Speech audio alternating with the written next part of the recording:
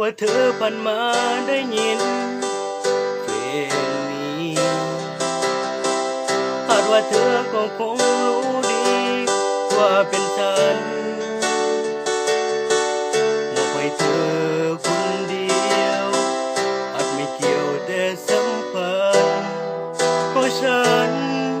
นั้นอยากให้เธอได้ฟังเพราะที่โทรไปหาเธอเรื่อยเปื่อยเมื่อก็ยอมพวกเธอไม่เบาแต่ใจไม่รู้เลยว่าเธอไม่ชอบเราไม่สนและไม่เอาไม่อยากคุยก็เลยมาร้องเพลงบอกแค่อยากให้เธอนั้นเข้าใจที่ฉันทำลงไปใจสั่งมาอย่าโกรธเลยนะคนดียกโทษให้ฉันนะแก้วตาคราวหลังจะไม่มาจะไม่โท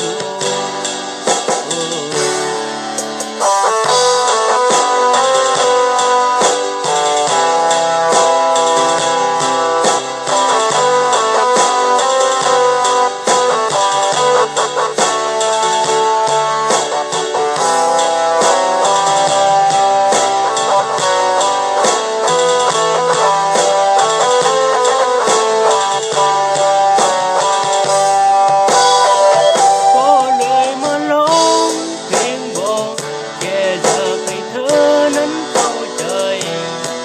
แต่ที่ฉันทำลงไปใจสั่งมาอย่าโกรธเลยนะคนดียกโทษให้ฉันนะแก้วตา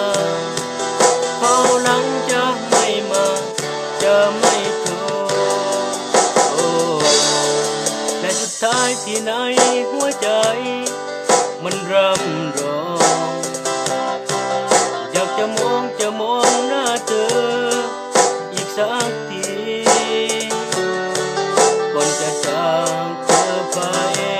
คนใจดำหน้าตาดี